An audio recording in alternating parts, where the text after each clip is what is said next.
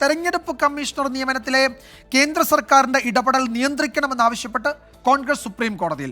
ഹർജി പ്രധാനമന്ത്രിയുടെ നേതൃത്വത്തിലുള്ള സമിതിയുടെ നിയമനം ചോദ്യം ചെയ്താണ്.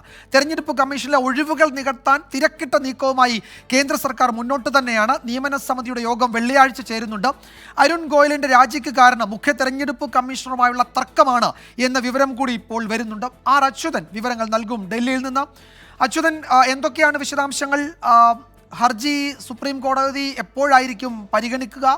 ഈ നിയമന സമിതിയുടെ യോഗം അത് വെള്ളിയാഴ്ച ചേരാനുള്ള തീരുമാനം അതിൽ ഉറച്ചു നിൽക്കുകയല്ലേ കേന്ദ്ര സർക്കാർ? അതിൽ നിന്ന് പിന്നോട്ട് പോകാൻ കഴിയില്ലല്ലോ. തെരഞ്ഞെടുപ്പ് പ്രഖ്യാപനം ഈ ആഴ്ച അവസാനം ഉണ്ടാകുമെന്നാണ് പൊതുവെ കേൾക്കുന്നത്. 14ഓ 15ഓ 2 തീയതികൾ വരുന്നു. ആ ദിവസം വാർത്താ സമ്മേളനം എന്നതാണ് കേൾക്കുന്നത്. മറ്റു വിവരങ്ങൾ എന്തൊക്കെയാണ്?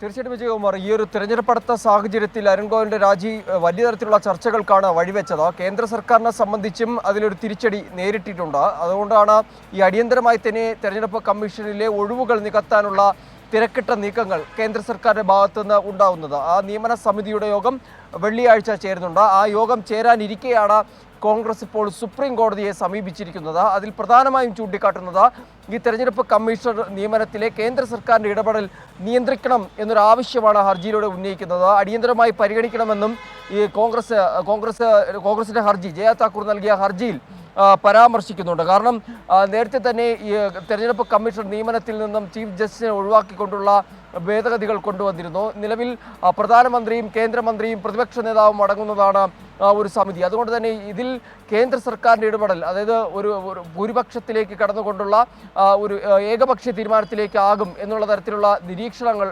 എന്തായാലും ചൂണ്ടിക്കാട്ടുന്നുണ്ട്.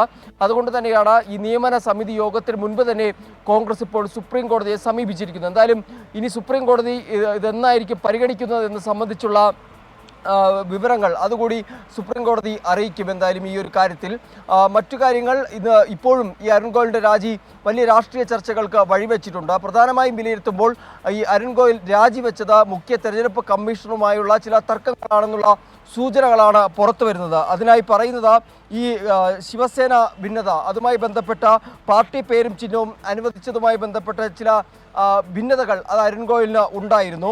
ഈ നിയമസഭാ കക്ഷി ഭൂരിപക്ഷത്തിനൊപ്പം സംഘടനാപരമായ ഭൂരിപക്ഷവും പരിശോധിക്കണമെന്ന ഒരു നിലപാട് അരുൺ ഗോയൽ സ്വീകരിച്ചിരുന്നു. എന്നാൽ അതിന് വിരുദ്ധമായിക്കൊണ്ട്, അല്ലെങ്കിൽ ആ ഒരു അഭിപ്രായത്തെ പരിഗണിക്കാതെയായിരുന്നു നിയമസഭാ കക്ഷി ഭൂരിപക്ഷം സ്വീകരിച്ചുകൊണ്ടുള്ള നടപടികളിലേക്ക് കടന്നത്.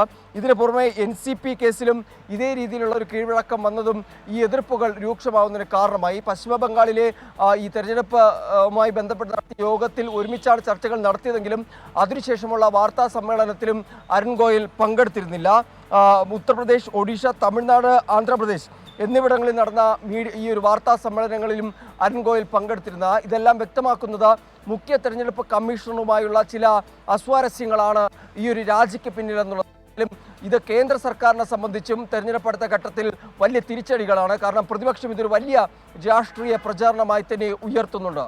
വിജയകുമാർ. ശരി അച്യുതൻ, എന്തായാലും മുഖ്യ തെരഞ്ഞെടുപ്പ് കമ്മീഷണറുമായി അരുൺ ഗോയലിന് വലിയ അഭിപ്രായ വ്യത്യാസം ഉണ്ടായിരുന്നു ഒന്നിലധികം കാര്യങ്ങളിൽ എന്നാണ് പുറത്തുവരുന്ന വിവരങ്ങൾ. അതിൽ ബംഗാളുണ്ട്, മഹാരാഷ്ട്രയിലെ NCPയിലെ തർക്കങ്ങളുണ്ട്, നിരവധി പ്രശ്നങ്ങളിൽ ഇരുവരും തമ്മിൽ വലിയ ഭിന്നതയുണ്ടായിരുന്നു. അതാണ് രാജിക്ക് കാരണമായത് എന്നാണ് ഒടുവിൽ വരുന്ന സൂചന. പക്ഷേ ഇക്കാര്യത്തിലൊന്നും ഒരു സ്ഥിരീകരണവുമില്ല. നിയമ മന്ത്രാലയമോ അരുൺ ഗോയലോ തെരഞ്ഞെടുപ്പ് കമ്മീഷനോ വ്യക്തിപരമായ രാജി എന്നതിനപ്പുറത്തേക്ക് കൂടുതൽ വിവരങ്ങൾ ഈ ഘട്ടത്തിൽ പുറത്തുവിടാൻ തയ്യാറാകുന്നുമില്ല. ആർ അച്യുതനാണ് വിവരങ്ങൾ നൽകിയത് ഡൽഹിയിൽ നിന്ന്.